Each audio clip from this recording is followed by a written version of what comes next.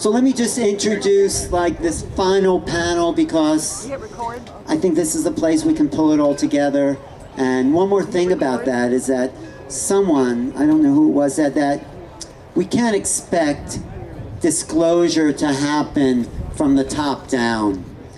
It has to be a grassroots movement, and that's exactly what we have here. It's from the bottom up, and this is the face of disclosure, Richard. This is AD. These people are living after disclosure. So I don't think the government has anything to worry about. Never. Okay, let me introduce the panel. This is Don Schmidt, who's passionately involved with Roswell and the validation of Roswell. He just was a key witness at the Roswell slides in Mexico. He's been connected to MUFON. It's sort of been your life, hasn't it there, Don? As of last month. As of last month? No, I don't mean the Roswell slides. I mean the UFOs in general. Yeah, as of last month. Yeah. As of last month, it's been your life. Okay. He's just a beginner. As opposed to a real old-timer, really, I would say there's Eric Von Donigan, and then there's Stanton Friedman. I saw Stanton. I think I'm older. But Stanton, single-handedly resurrected the Roswell incident out of nowhere. He's been non-stop. I saw you in 1975 at the, I think it was the University of Buffalo. I saw you speak, and I was speaking long before that. and he'll be speaking long after. But really, really one of the foundational pillars of this movement. Thank you, Stan, for being here. Yes. You're welcome. And one of my personal favorites, and one of the prettiest. Really tireless and fearless and non-stop for 36 years, Linda Moulton Howe. Yeah, really. And thank you. And of course, our very own, can we call you our very own?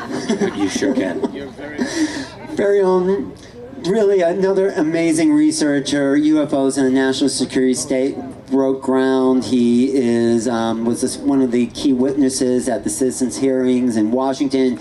He travels the world too. He told me the story. He was a historian, researcher. Once this opened, once the UFO file opened, there was no going back. There was no return. It's been my lifelong obsession ever since. That's over 20 years ago, and probably like everyone else here, I'll be doing that type of research until I'm gone. Or until they land, until they... No, there'll always be something to look into. So this is definitely my obsession and my passion. Well, how many other people is this an obsession for? I mean, yeah, there's our crowd. There you go. And of course, these guys up here. And Michael Tellinger, holding space on the whole other side of the world for all of us. Yes. Bringing through the ancient civilizations and the truth about the past, because it's only if we know the true history of human beings can we get a true perspective on the future, I think. Do you have anything to say about that? He just shakes his head. Something like that, yes. He's been talking all weekend. So anyway, this is called New Beginnings, and as the sun is setting on the weekend here. Was there something else? Did I miss something? I'm just amazed he got through the whole thing without saying a word. Oh, no, and go ahead. He actually did that. Go ahead. Sorry, Richard distracted me. What were you saying? Nothing. No, just about your tireless, your passion, your obsession. What do you have to say about it? This is an AE meeting. What's your obsession? Aliens Anonymous. Thank you. I wake up every morning and I work on the Ubuntu movement, and all day, every day. That's what I do. And it's like me, when you get new information about this stuff, like the slide, it feels like food. It feels like nourishment. Does that happen to you? It's like it just feeds your whole body when you hear something that just puts everything in place. Is that true out there? Yeah. A little bit. We get some head shake. Okay, here we go. So I guess this movement's been going on. How old are you, Stanton? 80. 80, for at least 80 years. No, for at least No. at least since Roswell sort of officially, where the public sort of awoken that there's something else, and that, you know, first they're here, now they're not here, you know, this whole cover-up. But we've been waiting for governments, we've been waiting for something to happen of significance where the whole world can know just a little bit of what we've learned here this weekend, Stan. Where do we go? What's the next step? What's happening on planet Earth as you see it? What's happening is that we're waiting for a new Woodward and Bernstein, and we're not finding him. Remember the political Watergate, those two guys? We need gutsy journalists, and I don't see many of them, unfortunately. You got one next to you. Yeah. Okay, there's one of the gutsiest journalists, but you know what I'm saying. Yes, we need the New York Times and the Guardian to be covering what we know are facts. Well, you know, to do that is not going to be easy, because all those journalists have been systematically removed and replaced by yes men and yes women that will write what they're told to write, and if they don't want to write it, then they get fired. It's as simple as that. But well, go ahead. I can give you a really first-hand example. This was only about 7 months ago, and I talked with a senior editor at The Guardian in England. And I had, at the time, something very fresh on R.A.F. Bentwaters. And I talked to her about it, and she was extremely enthusiastic and said, Linda, we would like to have you do a contributor piece. Those were the words. Send us the outline of what we've talked about on the phone, and I did. And 3 days later, I got a simple sentence: I'm so sorry, we can't go forward. It has been knocked down from upstairs. Yeah. And that has been, I had the same thing happen at CNN. I was working on an environmental series at CNN in 89 to 90. And they, the producers, some producers there in news knew that I had done work on A Strange Harvest, and they were interested in doing a series in which I would be an investigative reporter on this field. We had worked out an outline to be sent upstairs, and I'm saying that the producers were 100% on board. We had meetings, everything was a go from that point of view. The same thing, it goes to who is ever going to sign off on budgets, and within a week we are told, sorry, but it's been canceled, or it won't go forward from people above. And one time in New York City, after I had done A Strange Harvest and was back there because I was working on the HBO project that I've written about in An Alien Harvest, and I had colleagues that I could work with that would get me meetings with the heads of documentaries. Believe it or not, NBC, CBS, and ABC had documentary departments back in 79, 80, 81, 82, 83, that period of time. So I was in New York City on the HBO project, and I had set up meetings independently with NBC, CBS, and ABC to see if it was possible to talk with them about doing something for news or a documentary, in addition to this frustrating work that I was trying to do on HBO and was being blocked. And I was able to meet with the heads of the documentary department at ABC, CBS, and NBC. Every single one of them said, Linda, we don't have pockets deep enough to take on the US government, and that's what you're asking us to do. And the guy who was head of documentary at NBC said, it doesn't matter what documents you bring. It doesn't matter what photographs you bring. Unless you can bring the president, the vice president, the Joint Chiefs of Staff, and they are always throwing these names out, unless you can get them on board to back up what you would bring, we're not going to do this work. So that is the history of what we've been up against in the past, and it is basically the context for what is today on steroids, Right. the blocks. I would just add. I just want to say, I'm going to yeah. get back to you, Stan, but I'm just going to hear from you. I want to get back from you. Well, I really think Stan is right. We need Woodward and Bernstein's, but they don't have to be with ABC or the majors or the Washington Post. We're in an era where journalism's expanded. We have people like Glenn Greenwald and Chris Hedges, and there are people right here at this table who I think we're doing our best in order to put together the evidence, put together a strong case for this. And I really do believe that the mainstream establishment media is making itself into a complete irrelevancy.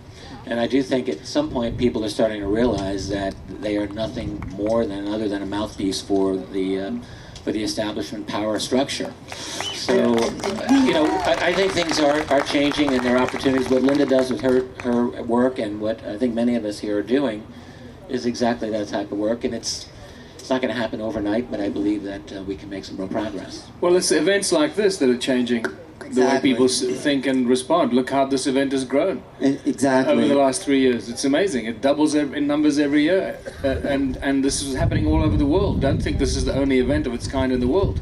Thousands of events like this around the world are happening every year. Yeah, Don. I would just like to cite an example of the way the American media still has an agenda.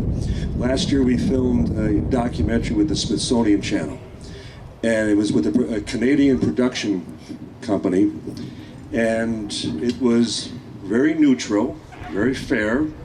In fact, they were very pleased that they had even gotten former governor of New Mexico, Bill Richardson, to state on camera that he was convinced that Roswell indeed did happen.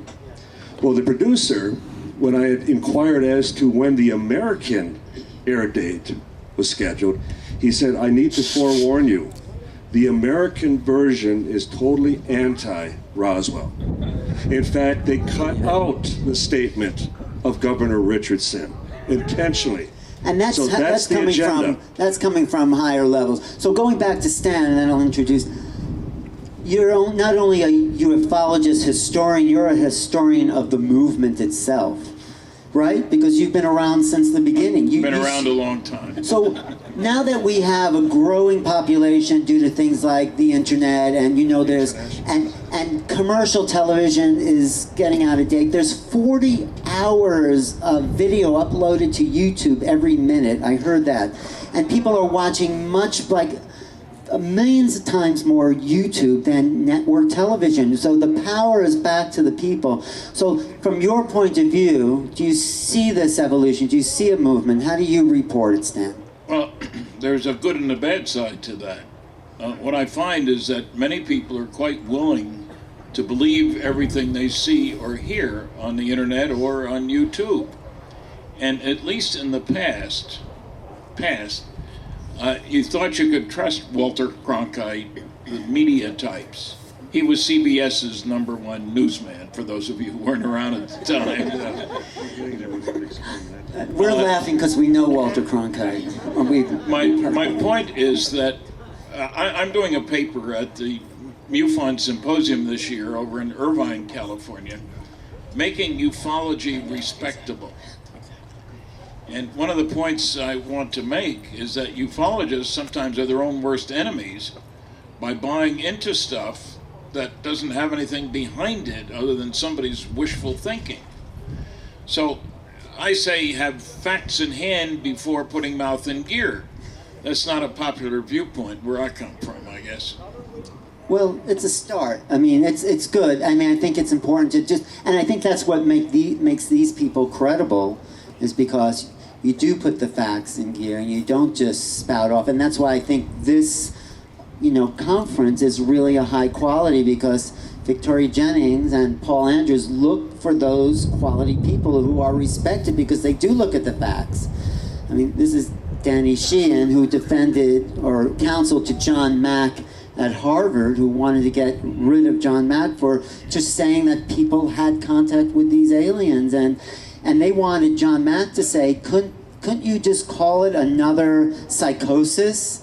And he goes, well, you tell them John's point of view. It was rather comical, actually, if it hadn't been so serious. The bottom line is that we had at that time, that was 1994. It's getting longer and longer in the past, it seems. But at that time, you were actually capable of appearing in front of a panel of the faculty of Harvard University. And when I inquired of them, I think I mentioned to maybe the other night, that when I inquired of Dr. Relman, who was the chairman of the committee that was interrogating John about his book, who was also the editor-in-chief of the New England Journal of Medicine, he actually, when I said to him, look, during the process of this panel, are either one of the two following factual questions going to be at issue? One is whether there is another highly intelligent, highly technologically developed life form in our universe anywhere.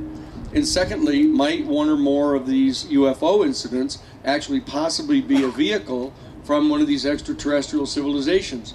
And Dr. Relman said, well, certainly those matters are at issue in this hearing, but for anyone to believe either one of those things is true is completely ridiculous, he said. You know, I mean, and now this is Harvard University, declaring just, what is it, 30, how many years ago is that now, 30? And they're the foundation. That's how much it's changed now. Now, the substantial majority of people in the country are perfectly aware of the fact that there's obviously an extraterrestrial civilization, and people all the major institutions are now starting to roll into place to get ready to accept that. And so that it's much like anything else in the field that I happen to be in public policy change and all that. You have to be there way out ahead of the schedule in order to be there when the change takes place. Otherwise, people just think it's always been that way. But it's a big challenge now still. Well, let me ask Richard Dolan. Did you hear what Danny just said? Oh, yes. And do you believe that things are in place that are, I just was wondering if you're behind those stars. I know it's been a long weekend. So, but he says the change is about to take place, and everything. No, not exactly. I didn't say that. I said that I guess I wasn't listening. No, there's a process.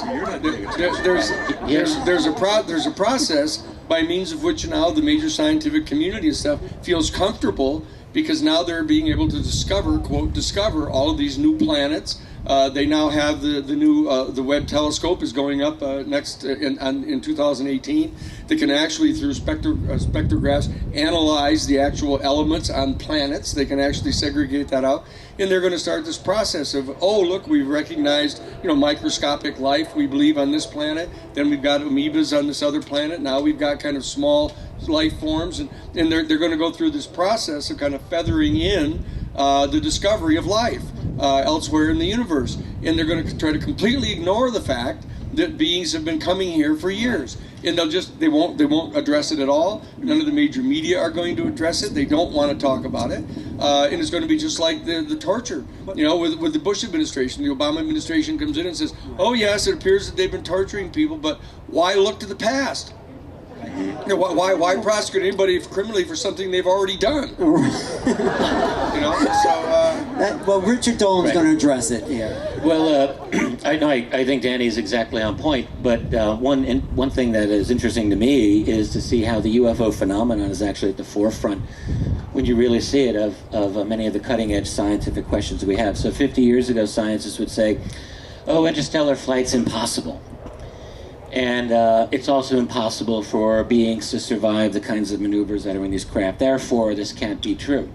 And now what we find is actually the UFO phenomenon is kind of way out ahead.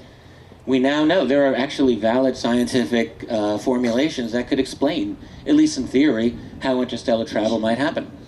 The numbers were put out over 20 years ago by a mathematician named Miguel Alcubierre out of the University of Wales, and there's been other work as well to show that at least it's theoretically possible to go through the stars. There's a way to do it. That we don't have the energy, or that we don't officially have any of that capability, but it's there. Similarly with things like how do you survive the G-forces? It was back in the 1940s and 50s. That's impossible. Well, actually, no. There's viable theory as to the propulsion system of these objects, whether it's electrogravitics or geomagnetic principles.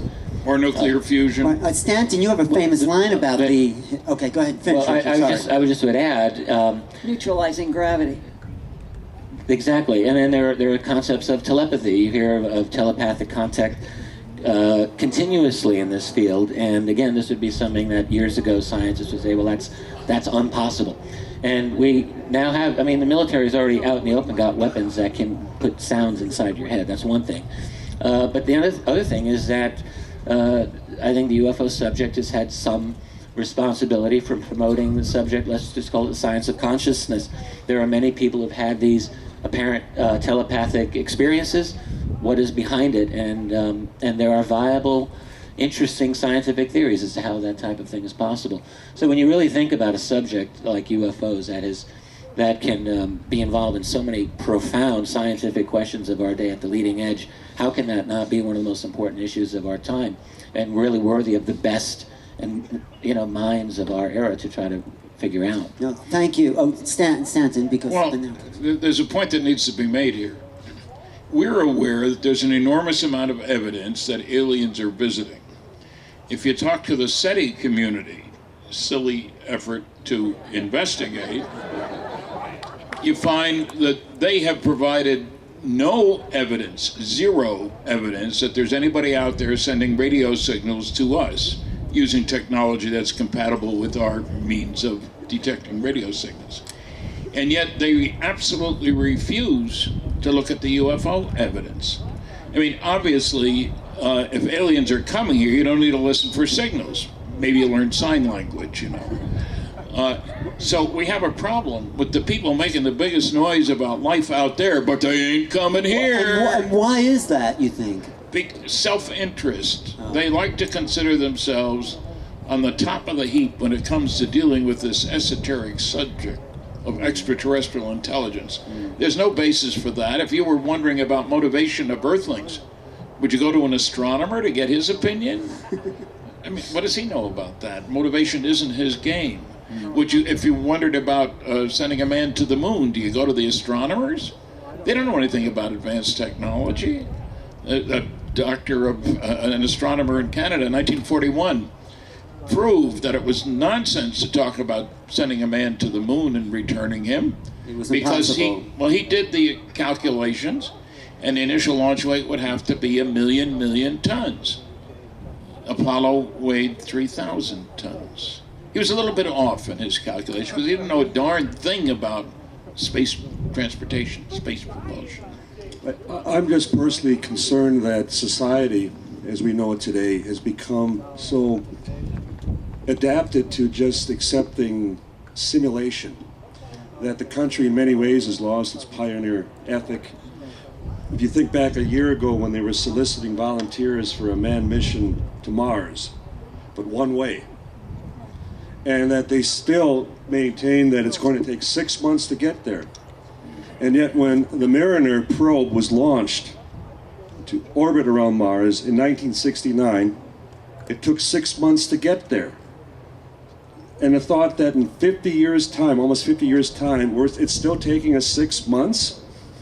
So We're either not being told, again, the truth, or they're relying on the fact that people have become complacent enough to accept that the space program is essentially dead. Right. And as a result, we're not looking up at the stars as we used to. We're not wondering as we did. And for those of us who grew up with the space program, I think that's one of the things that initiated our involvement in the UFO field. Because in many ways, we all wanted to be out there. I wanted to be an even greet astronaut, them. yeah. No, so let me get back to Michael. Are you, oh, sorry, I didn't mean to interrupt there.